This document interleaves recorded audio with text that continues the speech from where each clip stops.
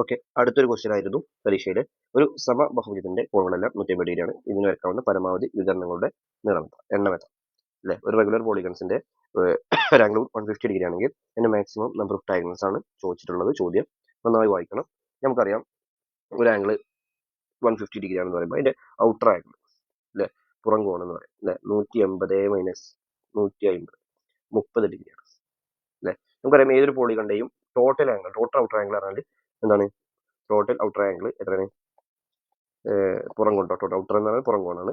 360/30 ചെയ്യണം അല്ലെ. ടോട്ടൽ 360 ആണ്. അതിന് നമുക്ക് എന്ത് ചെയ്യാം?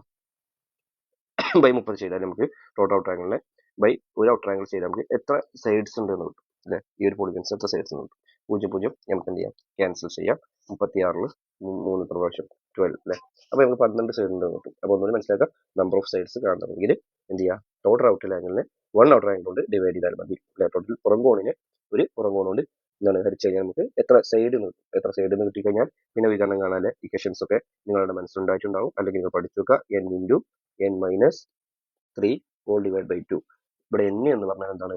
നമ്പർ ഓഫ് സൈഡ് ആണ്, വശങ്ങളുടെ എണ്ണമാണ്.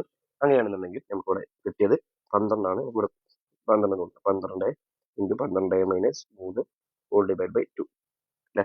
12 ഇൻറ്റു 12 കുറച്ചാൽ 9/2. ഇത് നമുക്ക് എന്ത് ചെയ്യാം? ഈ രണ്ടും 12 ക്യാൻസൽ ചെയ്യാം.